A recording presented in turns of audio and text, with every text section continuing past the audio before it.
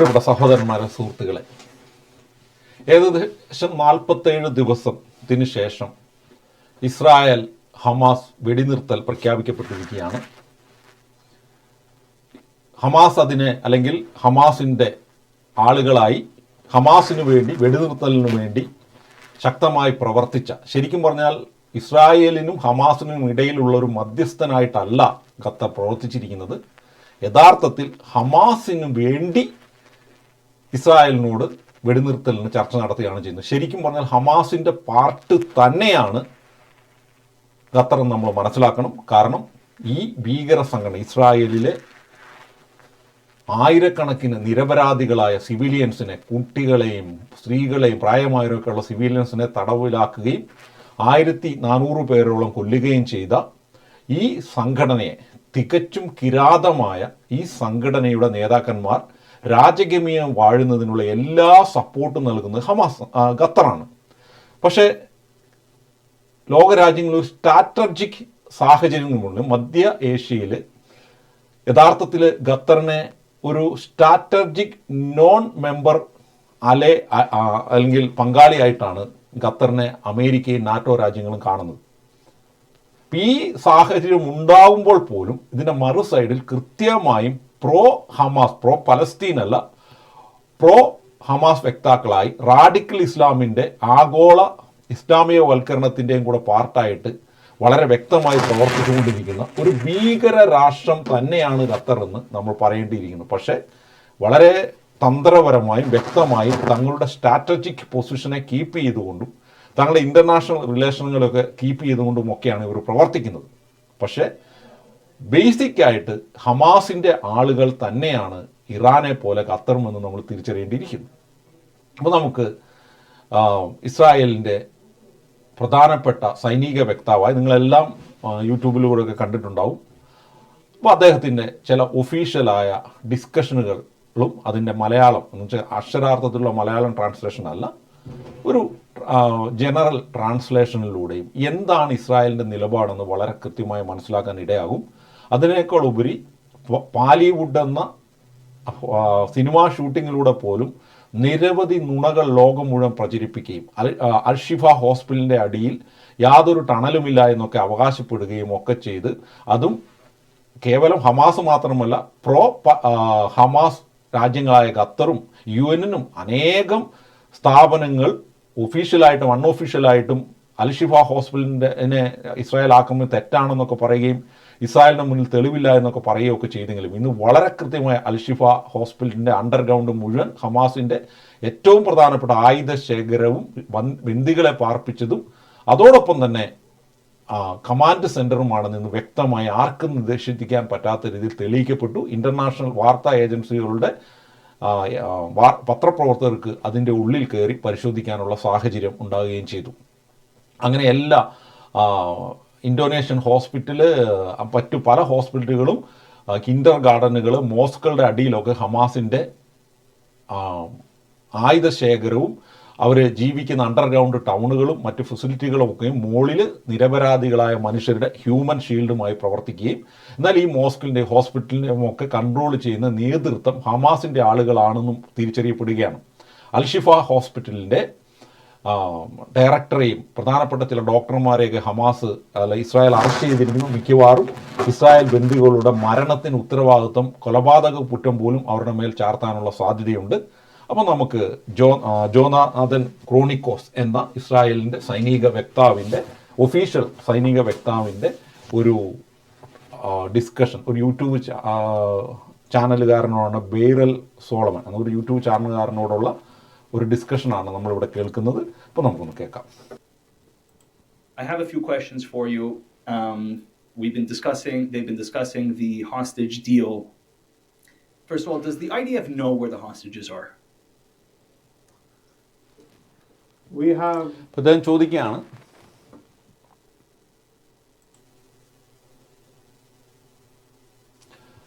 അദ്ദേഹം ചോദിക്കുകയാണ്, IDF-ന് ഹോസ്റ്റേജ് എവിടെയാണെന്ന് അറിയാമോ? വളരെ കൃത്യമാണ്, നമ്മളെല്ലാം മനസ്സുള്ള ഒരു ചോദ്യമാണ്. ഇസ്രായേൽ മിലിറ്ററിക്കും അവരുടെ ഇൻ്റലിജൻസ് വിങ്ങിനും ഹമാസ് എവിടെയാണ് 240ഓളം ബന്ദികൾ പാർപ്പിച്ചിരിക്കുന്നതെന്ന് അറിയാമോ എന്നാണ് അദ്ദേഹം ചോദിക്കുന്നത്. Information, it's very delicate and very sensitive, and even though I'm sure that I'm speaking to friends and with friends, and I am with a friend, maybe others who shouldn't hear what we know will listen, so I'll have to guard myself and say that we have information, we are collecting it relentlessly. The fact that our soldiers are on the ground fighting Hamas in house to house, tunnel to tunnel warfare is providing us with additional information. And what we're doing is trying to collect as much as possible information in order to compile a picture that... ഇവിടെ അദ്ദേഹം പറയുകയാണ്, ഞങ്ങൾക്ക് information ഉണ്ട്, ഞങ്ങൾ പരമാവധി information collect ചെയ്തുകൊണ്ടിരിക്കുകയാണ്, ഞങ്ങളുടെ soldiers അണ്ടർഗ്രൗണ്ടിലും പുറത്തുമൊക്കെ fight ചെയ്തുകൊണ്ടിരിക്കുകയാണ്, ഞങ്ങൾക്കൊരു ക്ലിയറായ പിക്ചർ കിട്ടിക്കൊണ്ടിരിക്കുകയാണ് എന്ന് അദ്ദേഹം പറയുകയാണ്. will allow us to act on that picture. What we're hearing now and what's in the making and hopefully will be completed successfully is the rescue or the delivery, of Israeli hostages under a deal that has been brokered. And hopefully we will see that completed successfully, and at least some of the Israeli hostages that have now been held for 47 days in Hamas tunnels. So maybe some of them, hopefully some of them, 50 or more, will be reunited with their loved ones and back home in Israel. But Amen. It is with... ഇവിടെ എന്തുകൊണ്ടാണ് ചില ഹമാസിൻ്റെ നമ്മുടെ pro Hamas ആളുകൾ ഒക്കെ പറയുന്നത് പോലെ ഇസ്രായേലിന് യുദ്ധം തുടരാൻ പേടിയുള്ളത് കൊണ്ടോ അല്ലെങ്കിൽ മറ്റ് ലോകരാജ്യങ്ങളുടെ സമ്മർദ്ദത്തെ പേടിച്ചുകൊണ്ടോ ഒന്നുമല്ല. 50 നിരപരാധികളായ ആളുകളുടെ ജീവൻ തിരിച്ചു കിട്ടുക എന്ന് പറയുന്നത് ഇസ്രായേലിനെ സംബന്ധിച്ചിടത്തോളം വലിയ വിലയുള്ളതാണ്. ഇസ്രായേൽ ഈ യുദ്ധത്തിൽ ഓൾറെഡി തന്നെ അവരുടെ ഏകദേശം 50-ന് മുകളിൽ 65ഓളം സൈനികരുടെ ജീവൻ നൽകിക്കഴിഞ്ഞു. ഇനിയും യുദ്ധം മുന്നോട്ട് പോകുമ്പോൾ ഇനിയും ജീവൻ പോകും. പക്ഷെ എന്നാൽ പോലും സാധാരണക്കാർ, ഒരു ജനാധിപത്യ രാജ്യത്ത് സാധാരണക്കാരായ സിറ്റിസൺസായ ഇസ്രായേലിലെ 50 പേരുടെ ജീവന് വലിയ വിലയുണ്ട്. 5 ദിവസം വെടിനിർത്തൽ നടത്തിയിട്ടാണെങ്കിൽ പോലും ആ 50 പേര് 4 ദിവസം തിരിച്ചു കിട്ടുക എന്ന് പറയുന്നത്, അത്രയും വേഗത്ത് 50 പേർക്ക് മോചനം ലഭിക്കുക എന്ന് പറയുന്നത്, ബാക്കി 200ഓളം അല്ലെങ്കിൽ 190-150 പേരോളം ആൾ പിന്നെയും നിലനിൽക്കും. അതൊരു വലിയ വിജയമാണ്. 10 പേരെ കിട്ടിയാൽ അതൊരു വിജയമാണ്. ഇനി നമ്മൾ യുദ്ധം ചെയ്ത് മുന്നോട്ട് പോകുമ്പോൾ ആ പരാജയത്തിൻ്റെ മൂർധന്യത്തിൽ ഈ ഹമാസുകാർ, ഈ ബന്ദികളും എല്ലാവരും ഒന്നിച്ച് പൊട്ടിത്തെറിക്കുമെന്ന് പോലും പറയാൻ പറ്റില്ല. കാരണം ഒരു ഇസ്രായേൽക്കാരനെ കൊല്ലുന്നതിന് വേണ്ടി ദേഹത്ത് ബോംബ് വെച്ച് പൊട്ടിത്തെറിക്കാൻ തയ്യാറുള്ളവരാണ് ഹമാസുകാർ. അപ്പം ബന്ദികളുടെ കാര്യത്തിൽ ഇവർക്ക് വിഷയമുണ്ടോ? യാതൊരു ധാർമ്മിക നിയമങ്ങളും യാതൊരു മാനുഷിക നിയമങ്ങളും പാലിക്കുന്നവരല്ല. അവർക്ക് എന്തും എങ്ങനെയും ചെയ്യാമെന്ന് അവർ ഓരോ ദിവസവും തെളിയിച്ചുകൊണ്ടിരിക്കുകയാണ്. With a heavy heart that we make such a deal with a vile and hate-filled terrorist organization. It's always, in war, it's never good choices. It's all different levels of bad. But I think that the paramount consideration here is the opportunity to bring some of the hostages home, some of the most vulnerable and sensitive hostages back home, women and children. And that is probably what guided the Israeli government when they voted on it and decided to accept the terms or negotiate the terms and accept them and now facilitate this deal. I can assure you that we, the IDF, together with all of the defense establishment, are fully committed to getting all of our hostages back home. പ്രിയമുള്ളവർ, ഇവിടെ Israel വാർ cabinet vote ചെയ്തു. ഏറ്റവും നമുക്കറിയാം, കുട്ടികളൊക്കെ underground ടണലിൽ വളരെ വൃത്തികെട്ട രീതിയിൽ നല്ല ശുദ്ധവായ പോലും കിട്ടാത്ത പല സാഹചര്യം നമുക്കറിയാം. ഭൂമിക്കടിയിൽ തുരങ്കങ്ങളിൽ മനുഷ്യൻ ജീവിച്ചാൽ എത്രമാത്രം ദയനീയ അവസ്ഥ. പൂർണ്ണ ആരോഗ്യമുള്ളവരൊക്കെ കുറേ കാലം നിൽക്കും, അതിന് പരിശീലനം ലഭിച്ചവർക്ക് കുറേ കാലം ജീവിക്കാൻ പറ്റും. എന്നാൽ സാധാരണക്കാരെ 4-5 വയസ്സുള്ള കുട്ടികൾ പ്രായമായ സ്ത്രീകൾ അല്ലെങ്കിൽ സ്ത്രീകൾക്കൊക്കെ അത് വളരെയധികം രോഗത്തിന് കാരണമായി തീരാം. ഇപ്പോൾ തന്നെ ഈ 240 പേരിൽ എത്ര ആളുകൾ ഈ രോഗങ്ങളും മറ്റ് ചില പ്രശ്നങ്ങളും കാരണം തന്നെ കൊല്ലപ്പെട്ടിട്ടു അല്ലെങ്കിൽ മരിച്ചിട്ടുണ്ട് എന്ന് നമുക്കറിയാൻ പറ്റില്ല. അപ്പോൾ ഇവിടെ സ്ത്രീകളെയും കുട്ടികളെയും പുറത്ത് വിടാം, അത് വെടിനിർത്തൽ പ്രഖ്യാപിക്കുകയാണെങ്കിൽ 4 ദിവസം കൊണ്ട് 50 പേരെ പുറത്ത് വിടാമെന്ന് പറഞ്ഞാൽ അത് വളരെ പ്രധാനപ്പെട്ട ഒരു കാര്യമാണ്. യുദ്ധം മുന്നോട്ട് പോയാൽ എന്ന് പുറത്ത് കിട്ടുമെന്ന് ചിലപ്പോൾ 5, 6, 10, 15 ദിവസം കഴിഞ്ഞായിരിക്കും കുറച്ച് പേരെങ്കിലും മോചിപ്പിക്കാൻ കഴിയുക. പക്ഷെ ആ മോചനത്തിനിടയിൽ ഹമാസുകാർ ഈ ബന്ദികളെ തന്നെ, ഈ സ്വന്തം പലസ്തീനികളെ തന്നെ ആയിരക്കണക്കിന് പേരെ കൊല്ലാൻ മടിയില്ലാത്ത, ഹ്യൂമൻ ഷീൽഡായി ഉപയോഗിച്ച് കൊല്ലാൻ മടിയില്ലാത്ത ഹമാസുകാർക്ക് ഇവരെ ബന്ദികളെ കൊല്ലുന്നതിന് എന്തെങ്കിലും മടിയുണ്ടാകുമോ? അപ്പോൾ നമ്മളത് തിരിച്ചറിയണം. Whatever it takes, if it can be done through deals and diplomacy negotiations, fine. If it cannot be done that way, then we will do it other ways, military ways. But at the end of this war, 2 things must be accomplished. 1, the complete unconditional destruction of Hamas, militarily, politically, logistically, financially. And the second thing is the safe return of our hostages. Hopefully, a lot. പ്രിയമുള്ളവർ, ഇവിടെ വളരെ കൃത്യമായിട്ട് ഇസ്രായേലിൻ്റെ നിലപാട് എന്താണെന്ന് പറയുകയാണ്. ഫൈനലായ 2 ഒബ്ജക്റ്റാണുള്ളത്. എല്ലാ ഹോസ്റ്റേജുകളെയും ബന്ദികളെയും മോചിപ്പിക്കുക. അത് ഡിപ്ലോമാറ്റിക്കായിട്ടും മറ്റെല്ലാ ഡിസ്കഷനിലൂടെയും മറ്റേതെങ്കിലും ചാനലുകളിലൂടെ സാധിക്കുമെങ്കിൽ അതിന് ശ്രമിക്കുക. ഇനി അതിന് സാധിക്കുന്നില്ലെങ്കിൽ യുദ്ധം ഉപയോഗിച്ച് അത് ചെയ്യുക. അപ്പോൾ ആ ശക്തമായ പോരാട്ടത്തിൽ ചിലപ്പോൾ കുറേ ബന്ദികൾ മരിച്ചേക്കാം. ഇസ്രായേൽ പക്ഷേ അതിന് വലിയ ഇമ്പോർട്ടൻ്റ് കൊടുക്കുന്നില്ല.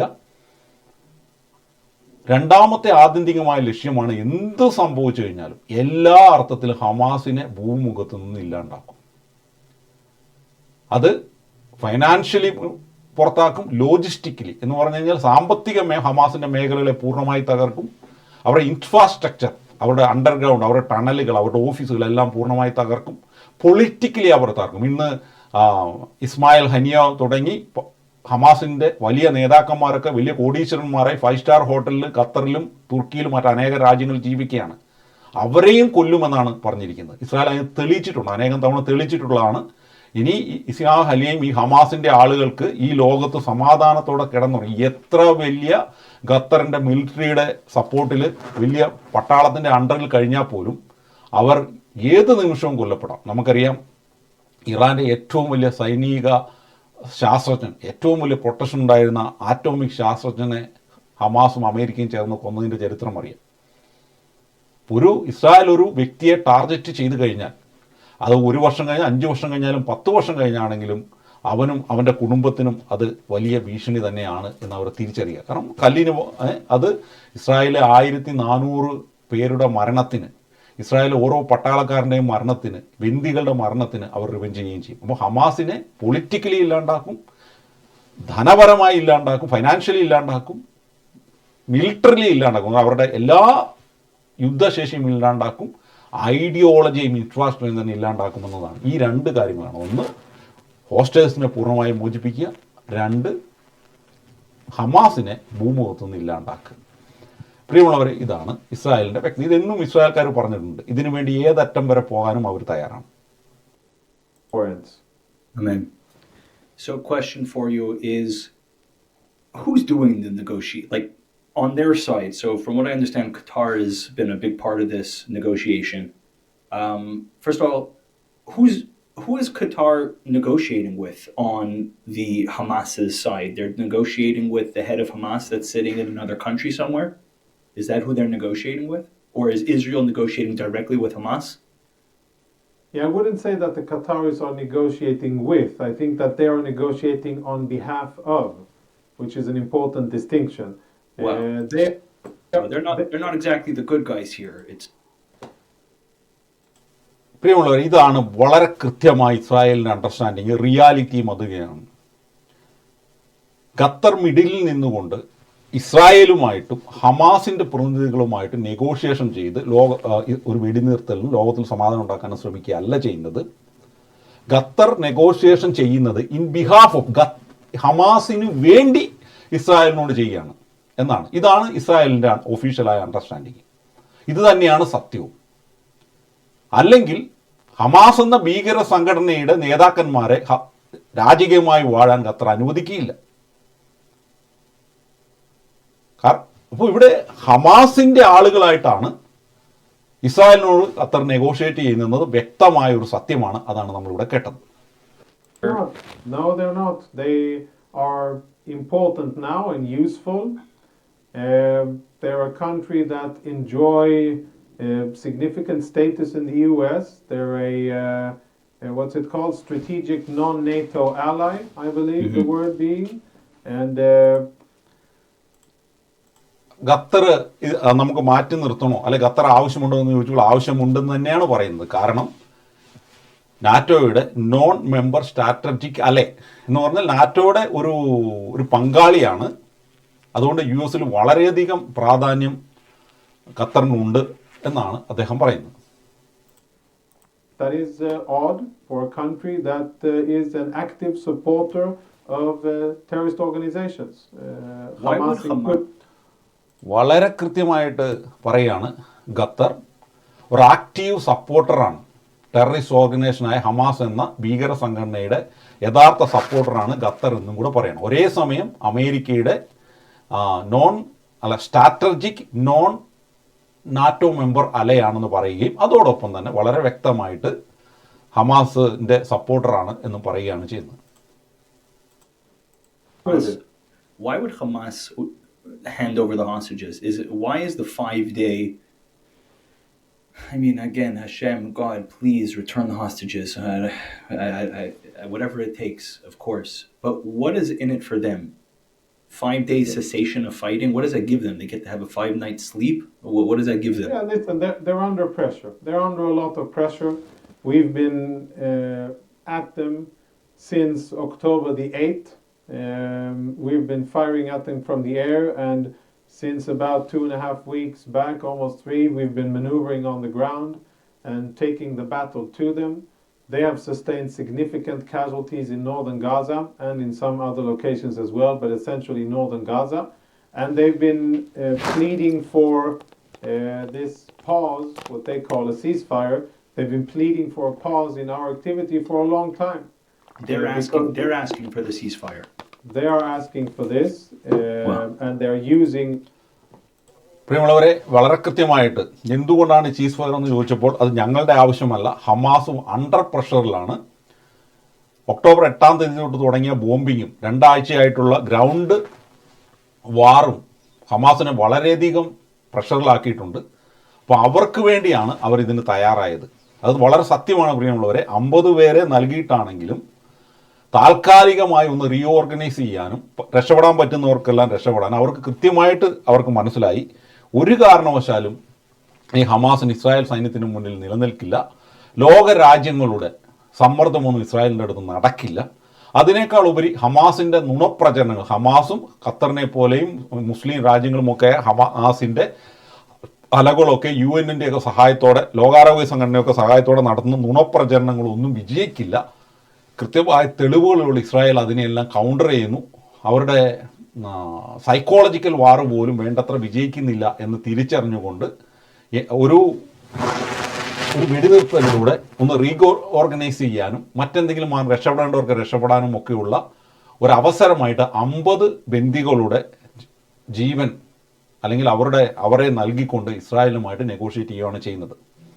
ഇപ്പം ഇസ്രായേലിൻ്റെ ആവശ്യമല്ല, പക്ഷേ അമേരിക്കയുടെയും ഖത്തറിൻ്റെയും മറ്റനേക ആളുകളുടെ സമ്മർദ്ദം കൊണ്ട് ഇസ്രായേൽ സമ്മതിക്കുന്നു. അതിനേക്കാൾ ഉപരി 50 പേരുടെ ജീവന് വലിയ വിലയുണ്ട്. 5 ദിവസത്തെ യുദ്ധത്തേക്കാൾ വിലയുണ്ട് 50 പേരുടെ ജീവൻ എന്ന തിരിച്ചറിവാണ് ഇസ്രായേൽക്കാർ ഈ തീരുമാനത്തിന് എത്തിയതെന്നാണ് അദ്ദേഹം പറയുന്നത്. The hostages as leverage in order to buy themselves some time. Nothing that they will do will help them escape their fate. Their fate is destruction. Either they come out, surrender unconditionally, or they die in their bunkers or at the hands of our soldiers or the bombs from the air. That is the only fate that awaits them, and it's important to emphasize that once we're done with the hostages, all of the Hamas seniors, wherever they are dead men walking. Whether പ്രിയമുള്ളവരെ വളരെ കൃത്യമായിട്ട് പറയുകയാണ്. Unconditional സറണ്ടറിങ്ങോ അല്ലെങ്കിൽ Israel സൈന്യത്തിനാൽ കൊല്ലപ്പെടുകയോ ബോംബിങ്ങിലൂടെയോ അതോ ടണലിൻ്റെ ഉള്ളിൽ വെച്ച് തന്നെയോ കൊല്ലപ്പെടുകയോ അല്ലാതെ വേറൊരു ഓപ്ഷനില്ല. വൺസ് ഹോസ്റ്റേജുകളെ മുഴുവൻ മോചിപ്പിച്ചു കഴിഞ്ഞാൽ അതിൻ്റെ അർത്ഥം ജീവനോടെ മോചിപ്പിച്ചു എന്നല്ല. ഇസ്രായേൽക്കാർ പോലും ഒരിക്കലും വിശ്വസിക്കുന്നില്ല എല്ലാ ഹോസ്റ്റേഴ്സിനെയും ജീവനോടെ രക്ഷിക്കാൻ കഴിയുമെന്ന് ഇസ്രായേൽ സൈന്യം പോലും വിശ്വസിക്കുന്നില്ല. പക്ഷേ ഇന്ന് ലിസ്റ്റിലുള്ള എല്ലാ ഹോസ്റ്റേഴ്സിനെയും കൃത്യമായി മോചിപ്പിക്കപ്പെട്ടു അല്ലെങ്കിൽ അവരെല്ലാം കൊല്ലപ്പെട്ടു എന്ന് വ്യക്തമായ കൃത്യത ലഭിച്ചതിന് ശേഷം അതിഭീകരമായ ആക്രമണം ഉണ്ടാവുന്നു.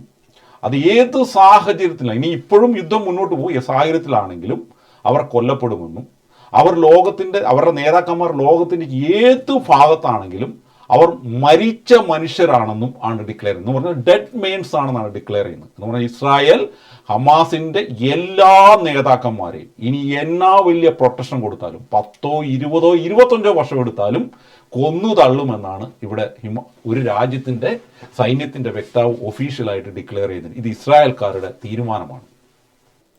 They are hiding under civilians in Gaza, in Khan Yunis or in Gaza, like Yahya Sinwar, the Hamas leader in Gaza, is doing, the coward that he is.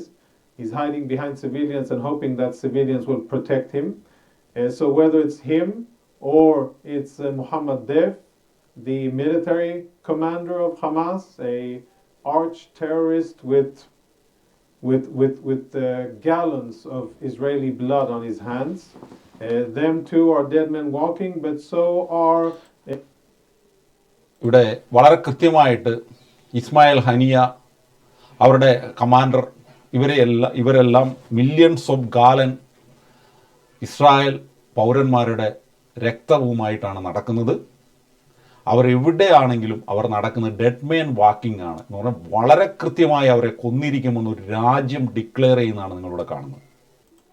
Ismail Haniya and Khaled Mashal, who are not inside Gaza, they're elsewhere, living a good life in 5-star hotels in Doha and in other places.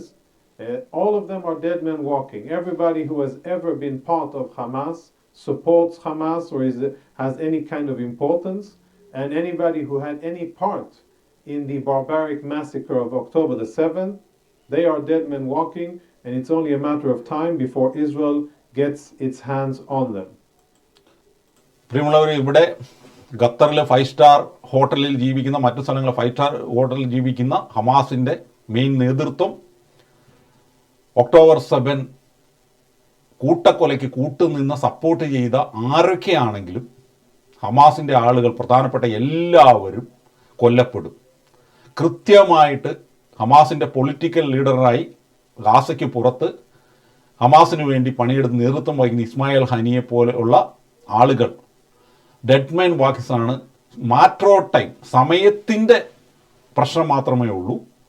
അവരെ Israel കൊന്നു തള്ളിയിരിക്കും എന്ന് വളരെ കൃത്യമായി declare ചെയ്യുന്നതാണ് നിങ്ങളിവിടെ കാണുന്നത്. ഇത് ഇസ്രായേലിൻ്റെ പ്രഖ്യാപിത നിലപാടാണ്. മ്യൂണിക് ഒളിമ്പിക്സിൽ Israel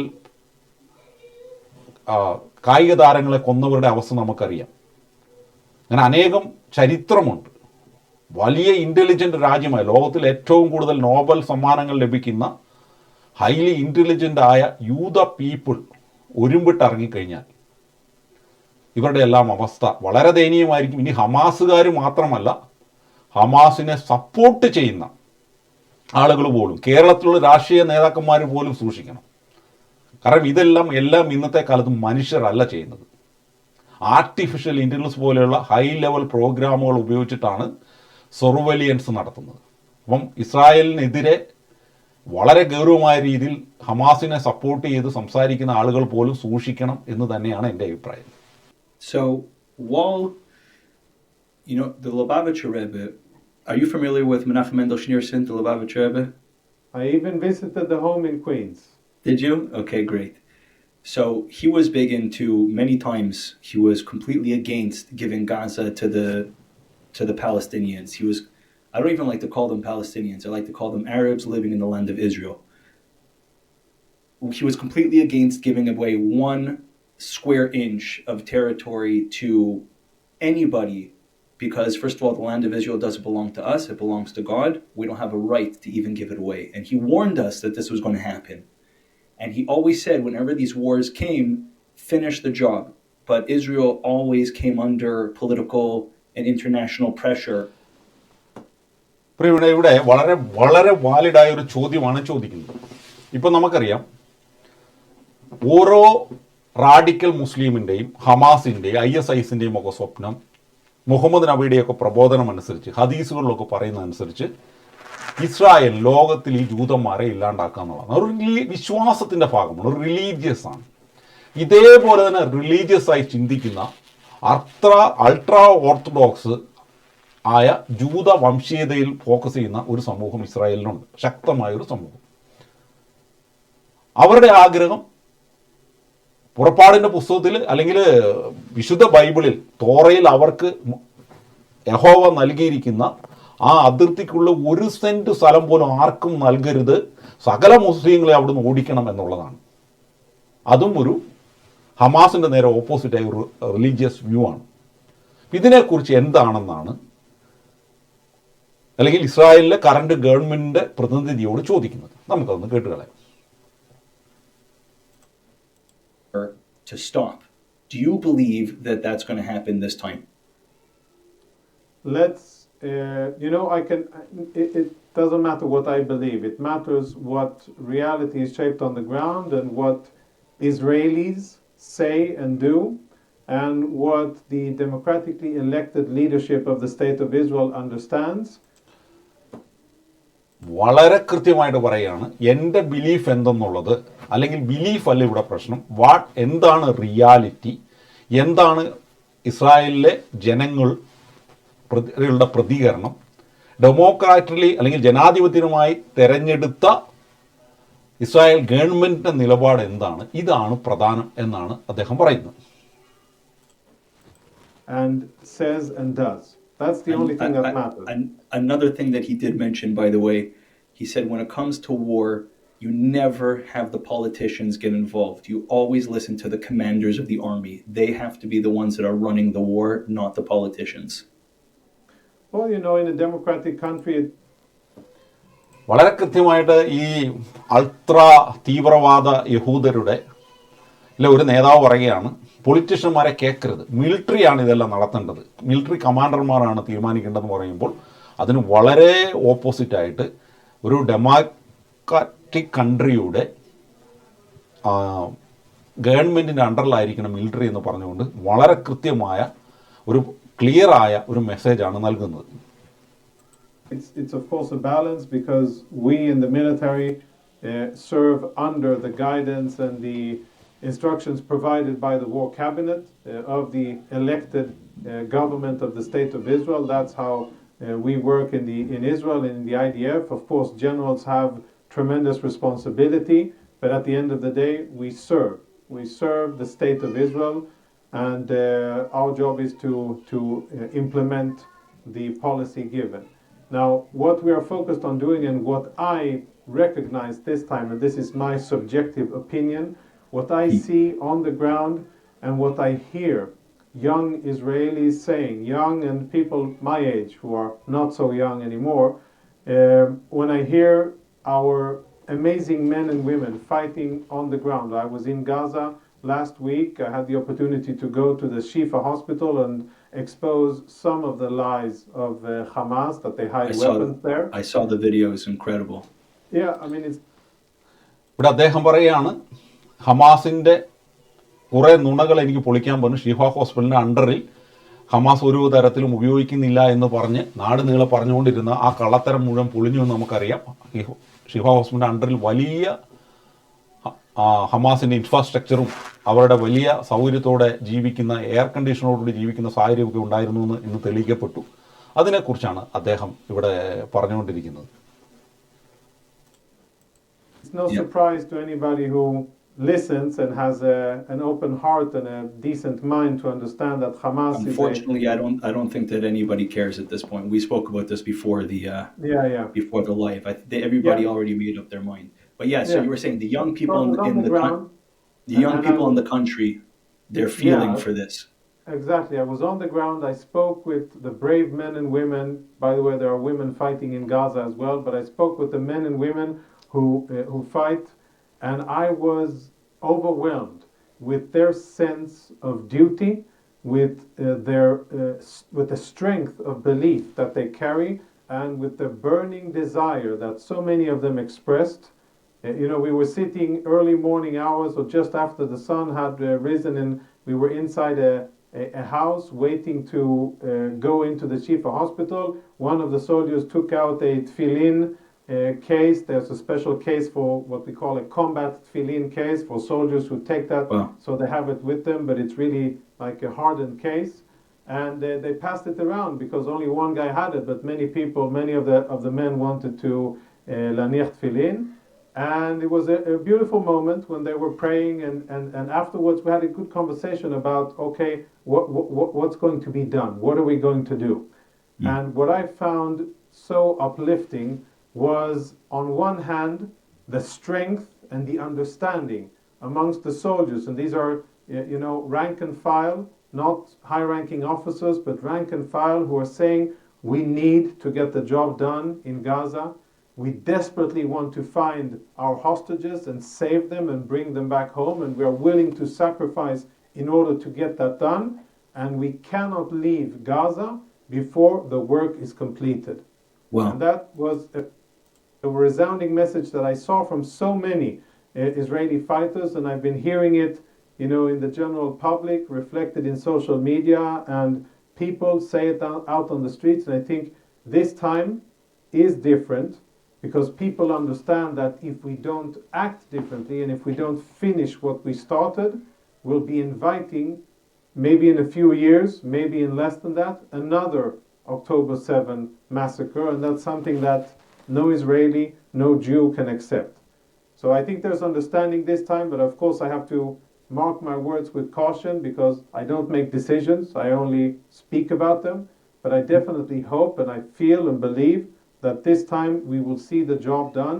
And it's not only for our sake, it's first and foremost for our sake.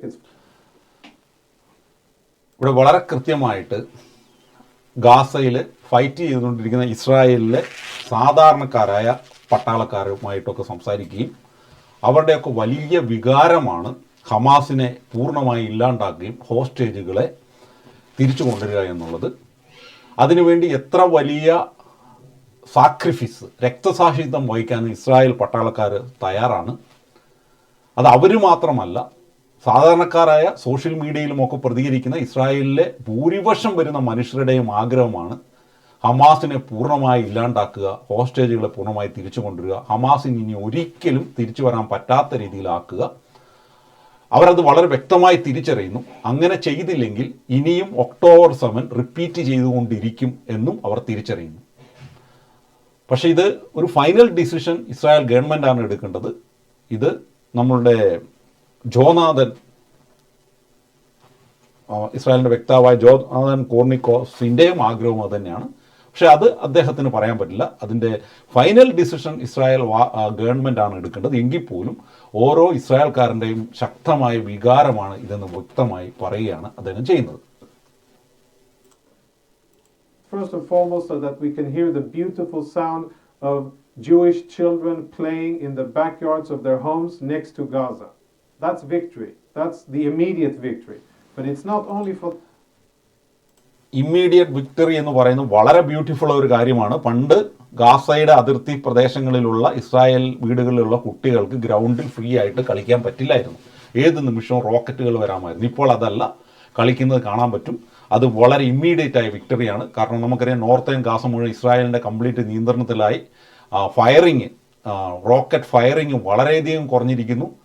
വേണ്ടത്ര ഗാസ സൈഡിൽ അവർ ഹമാസ് തീർത്തും ഒരു പരാജയമായിക്കൊണ്ടിരിക്കുന്നത്. ഇസ്രായേൽ സൈന്യത്തെ നേരിടാൻ അവർക്ക് സാധിക്കുന്നില്ല എന്ന് നമുക്ക് കാണാൻ പറ്റും. അവരുടെ ആയുധങ്ങൾ പിടിച്ചെടുക്കപ്പെടുന്നു. ഇതാണ് അദ്ദേഹം പറയുന്നത്. This could be a great opportunity to change the Middle East and to change the dynamics and to bring hope and prosperity to Gaza as well. That's not. ഇത് വളരെ പ്രധാനമായി നമ്മൾ മനസ്സിലാക്കേണ്ട ഒരു കാര്യമാണ്. ഈ ഒരു അവസരം മിഡിൽ ഈസ്റ്റിൽ സമാധാനം കൊണ്ടുവരുവാനും പ്രോസ്പെരിറ്റി കൊണ്ടുവരാനും ഒക്കെ സഹായിക്കും. അതിനേക്കാൾ ഉപരി ഗാസയിലുള്ള ആളുകൾക്കും സമാധാനം ഉണ്ടാവും. ഇന്ന് ജനിച്ചു വീഴുന്ന ഓരോ ഗാസ, അത് അദ്ദേഹം പറയുന്നതല്ല, എൻ്റെ ഒപ്പീനിയൻ ഞാൻ ചേർക്കുന്നതാണ്, ഗാസയിലെ ഓരോ കുട്ടിയെയും ഒരു ജൂ ഈ ലോകത്തിലെ ഏറ്റവും വലിയ ക്രൂരന്മാരാണെന്നും ജൂസിനെ ഭൂമിയിൽ നിന്ന് ഇല്ലാണ്ടാക്കണമെന്നും പഠിപ്പിച്ച് വൈരാഗ്യമൊക്കെ കുത്തിക്കയറ്റി ഒരുതരം മാനസിക വിഭ്രാന്തിയുള്ളവരായി വളർത്തിയെടുക്കുകയാണ് ചെയ്യുന്നത്. എന്നാൽ ഹമാസ് ഇവിടുന്ന് പൂർണ്ണമായി ഇല്ലാണ്ടാവുകയും ശരിയായ വിദ്യാഭ്യാസവും ശരിയായ മാനവികതയിലും അധിഷ്ഠിതമായ ഒരു സമൂഹം കെട്ടിപ്പടുത്തു കഴിഞ്ഞാൽ അത് പലസ്തീനികൾക്കും വലിയ അനുഗ്രഹമായി തീരും എന്നാണ് നമ്മൾ മനസ്സിലാക്കേണ്ടത്. അതാണ് അദ്ദേഹം സൂചിപ്പിക്കുന്നത്. Not our main business. Our main business is defending Israel, defending Israelis, and making sure that we live in a safe and protected and prosperous country. But I think that what we have now is an opportunity to change the bigger picture, and if regional players, positively inclined countries in the region, of course the United States of America being the most important country in the world and the leader of the free world, gets behind this, then we can change the situation in Gaza for the better for generations to come. ഇവിടെ generation ഗാസയ്ക്കും വളരെ അനുഗ്രഹമായിരിക്കും. അമേരിക്കയൊക്കെ വളരെ ശക്തമായി support ചെയ്താൽ ഗാസയിലെ ജനറേഷൻസിന് അനുഗ്രഹമായി ഇപ്രാവശ്യത്തെ സംഭവം ഒരു കാരണമായി തീരും, യുദ്ധം കാരണമായി തീരും. ഹമാസിനെ പൂർണ്ണമായി ഡിസ്മാൻഡിൽ ചെയ്ത് കഴിഞ്ഞാൽ, ഇല്ലാണ്ടാക്കി കഴിഞ്ഞാൽ, അത് പൊളിറ്റിക്കലിയും സാമ്പത്തികമായും ഇൻഫ്രാസ്ട്രക്ചർ അല്ലെങ്കിൽ അടിസ്ഥാന സൗകര്യപരമായും മിലിറ്ററി യുദ്ധപരമായും എല്ലാം ഇല്ലാണ്ടായി കഴിഞ്ഞാൽ അത് ഗാസയ്ക്ക് വരെ വലിയ അനുഗ്രഹമായിരിക്കും.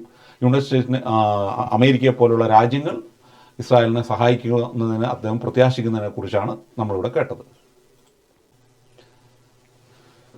പ്രിയമുള്ള സഹോദരന്മാരെ, തുടർന്ന് വളരെ പ്രധാനപ്പെട്ട ഒരു സെക്ഷനാണ് നമ്മൾ അടുത്ത വീഡിയോയിൽ കാണുന്നത്. ഈ വീഡിയോയുടെ തന്നെ ബാക്കിയാണ്. ആ ചോദ്യം വളരെ പ്രസക്തമായൊരു ചോദ്യമാണ്. ഈ 14,000 പേര് എന്ന് പറയുന്ന കണക്കിനെക്കുറിച്ചും അതിൻ്റെ സത്യാവസ്ഥയെക്കുറിച്ചും ഈ ഹമാസ് എന്ന ഭീകര സംഘടന കൊടുക്കുന്ന, ഹമാസിൻ്റെ ഹെൽത്ത് മിനിസ്റ്റർ കൊടുക്കുന്ന ഈ കണക്ക് ഏറ്റുപിടിച്ചുകൊണ്ട് UN-ഉം മനുഷ്യാവകാശ സംഘടനകളുമൊക്കെ അതിൻ്റെ റിയാലിറ്റിയും സത്യാവസ്ഥയും പരിശോധിക്കാതെ അവർ കൊടുക്കുന്ന അത് ഏറ്റുപാടുന്നതിൻ്റെ ദുഃഖകരമായ അവസ്ഥയെക്കുറിച്ചുമൊക്കെ പറഞ്ഞുകൊണ്ട് യുക്തിഭദ്രമായി ഈ കണക്കിൻ്റെ പൊള്ളത്തരത്തെ തുറന്നു കാണിക്കുന്ന ഒരു ചോദ്യവും ആണ് അടുത്ത സെക്ഷനിൽ വരേണ്ടത്. അതുകൊണ്ട് ഈ വീഡിയോ ഞാൻ ഇവിടെ നിർത്തിയിട്ട് നിങ്ങൾക്ക് അടുത്ത സെക്ഷനിൽ പാർട്ട് 2 അത് കാണാവുന്നതാണ്. സർവശക്തനായ ദൈവം നമ്മളെല്ലാം അനുഗ്രഹിക്കട്ടെ.